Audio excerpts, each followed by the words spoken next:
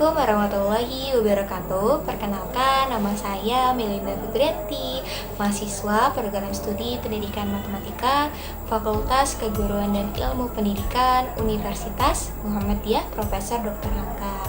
Pada video kali ini, saya akan mempraktikkan sebagai seorang calon pendidik yang menerapkan motivasi kepada peserta didik di dalam proses pembelajaran, di mana video ini digunakan sebagai syarat pemenuhan ujian akhir semester pada mata kuliah pembinaan kompetensi pengajar yang dibina oleh Ibu Esti Ambar Nugraheni MPD.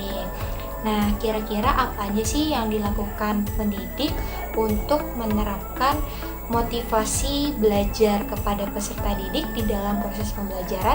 Nah, berikut ini saya akan memberikan contoh memotivasi peserta didik di dalam proses pembelajaran. Assalamualaikum anak-anak. Ya, gimana kabar kalian semua? Alhamdulillah semua dalam keadaan sehat walafiat ya. Baik, Ibu akan melakukan absensi terlebih dahulu. Siapa yang tidak masuk hari ini? Nihil, alhamdulillah. Berarti benar ya anak-anak Ibu semuanya pada sehat walafiat. Sebelum kita memulai pembelajaran, alangkah baiknya kita membaca doa terlebih dahulu.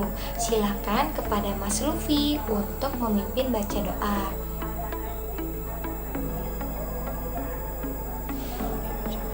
Baik, ya pada minggu lalu kan kita sudah belajar ya tentang transformasi geometri, yaitu tentang translasi. Nah, ada yang masih ingat translasi itu apa? Iya benar, translasi itu adalah pergeseran.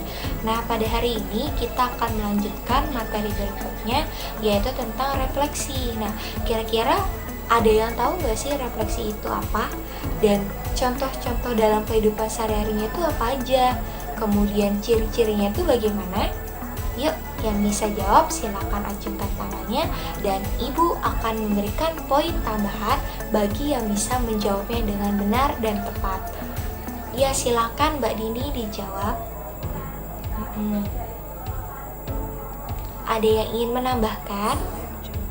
Oh, tidak ada. Berarti Mbak Dini aja nih ya yang dapat poin.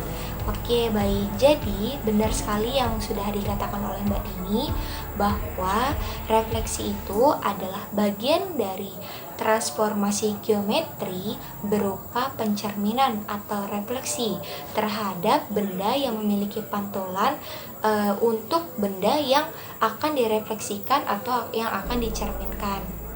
Dan salah satu contohnya itu adalah cermin. Dan ketika kita bercermin nih, itu akan terlihat bagaimana sih wajah kita. Kemudian bentuk matanya itu seperti apa sih? Dan hidungnya itu kira-kira besar atau kecil ya? Mulut kita itu bagaimana gitu. Dan bentuknya itu akan sama, ukurannya pun akan sama, tidak mungkin berbeda.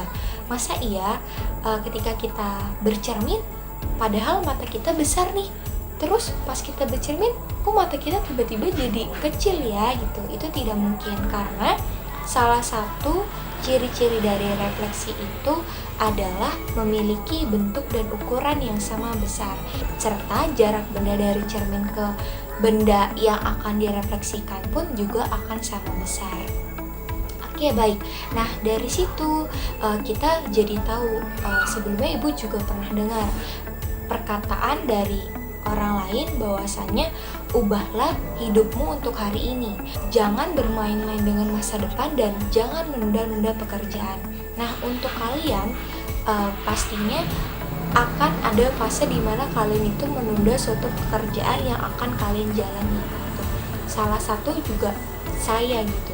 Saya sendiri terkadang suka menunda-nunda suatu pekerjaan gitu. Jadi tidak hanya kalian. Dan masa depan kalian itu kalian sendiri yang tahu. Kita sendiri yang membentuk masa depan kita itu akan seperti apa gitu, bukan orang lain. Dan gimana sih cara kalian itu juga termotivasi agar kalian tuh semangat nih dalam belajar gitu, penuh dengan energi, kemudian ceria juga gitu. Salah satunya adalah impian. Kalian itu harus punya impian. Di saat kalian itu sedang berputus asa, kemudian di saat lagi kalian nggak berkeinginan untuk belajar, tapi hanya satu yang tertinggal, yaitu impian. Tuh. Semua orang pasti memiliki impian, tidak mungkin tidak, gitu kan. Seperti cerita empat lilin impian. Ada yang pernah dengar? Oke, belum pernah ya. Jadi terdapat 4 lilin impian, di mana 3 lilin impian ini mati, tapi hanya 1 lilin impian yang tersisa yang masih hidup. Tetapi 1 lilin impian yang masih hidup ini dapat menghidupkan 3 lilin impian yang telah mati. Gitu. Artinya apa gitu? Ketika kalian itu punya impian, punya banyak impian, tapi ada beberapa impian yang gagal, yang tidak berhasil kalian capai, namun ada beberapa juga impian yang dapat kalian raih gitu. Dan impian yang berhasil kalian raih itu dapat menghidupkan impian-impian yang lainnya yang telah mati. Jadi jangan pernah berputus asa ketika kalian memiliki impian. Gunanya apa? Untuk merubah masa depan kalian menjadi lebih baik. Kemudian di saat semuanya itu terasa membosankan, di saat lagi semuanya tidak bersemangat, tapi hanya tinggal satu, yaitu impian yang jangan kalian tinggalkan. Kalian harus pelihara impian-impian yang kalian punya.